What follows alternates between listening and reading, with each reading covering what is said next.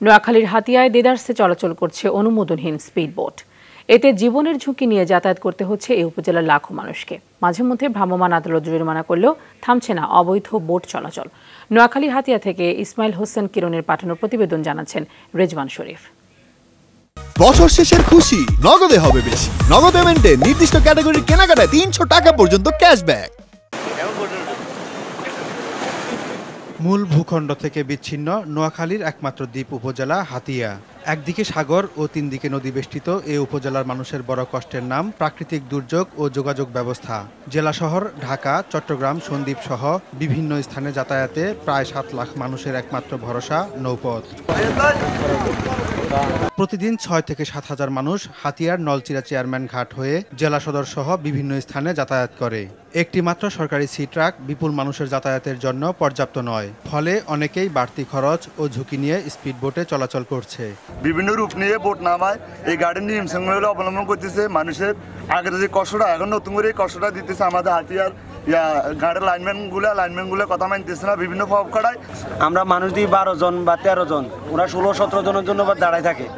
আমরা যদি বলি আবার আঙুল অনেক নেতাকর্মীরা আমাদের কাছে হামলা করতে চাই, এরা অনেক কিছু দাপট দেখায়। যোগাযোগ ব্যবস্থার অপ্রতুলতার সুযোগে গড়ে উঠেছে ব্যক্তি মালিকানার স্পিডবোট পরিবহন ব্যবস্থা। গেল আগস্টের পর ঘাটের ইজারাদার আত্মগোপনে যাওয়ায় বোটগুলো অনিয়ন্ত্রিতভাবে চলাচল করছে। ফিটনেসহীন ও লাইফ জ্যাকেট ছাড়াই অতিরিক্ত যাত্রী পরিবহন করায় প্রায়ই ইঞ্জিন বিকল ও দুর্ঘটনা ঘটছে। নলছিরা ঘাটে কোনো নিয়ম শৃঙ্খলা নাই স্পিডবোটে। যেমন স্পিডবোটের যে স্পিডবোটগুলো কোনো ফিটনেস নাই, ফিটনেসবিহীন অনেকগুলো স্পিডবোট চলে। বছর শেষের খুশি নগদে হবে বেশি। নগদ পেমেন্টে নির্দিষ্ট ক্যাটাগরির কেনাকাটায় ৩০০ টাকা পর্যন্ত ক্যাশব্যাক। তারা অতিরিক্ত যাত্রী নেয়, তার কারণে দীর্ঘদিন পর্যন্ত সরকার পতনের পর থেকে এই নদীর পথে যে অ্যাক্সিডেন্টগুলো হইতেছে। ধারণ ক্ষমতার বাইরেও আমরা দেখি ড্রাইভাররা যাত্রী ধারণ এখানে বহন করে যে বিভিন্ন দুর্ঘটনার শিকার হয়। সবকিছু মিলিয়ে আমরা চাচ্ছি, আমরা সাধারণ যাত্রী হিসাবে, এখানে বসবাসকারী হিসাবে, এখানে আমাদের যাতায়াতের দ্বিতীয় ব্যবস্থা নদী পারাপার স্পিডবোটগুলো গুণগত মানে আরও উন্নত করা হোক এবং যে পরিমাণ এদের ধারণ ক্ষমতা রুল কোড আছে, এটা নিয়ম আছে, ওই পরিমাণ যাত্রী বহন করুক। আমাদের এখানে ভাড়া একটু কমের কারণে ড্রাইভাররা তাদের পোষানোর জন্য ২-১ জন যাত্রী বেশি নেয়। ঠিক আছে, তো আমরা চাচ্ছি আমরা এটা বসে খুব শীঘ্রই সমাধান করে। নৌ পরিবহন কর্তৃপক্ষ অবৈধ বোট চলাচল বন্ধে চিঠি দিলেও কাজে আসেনি।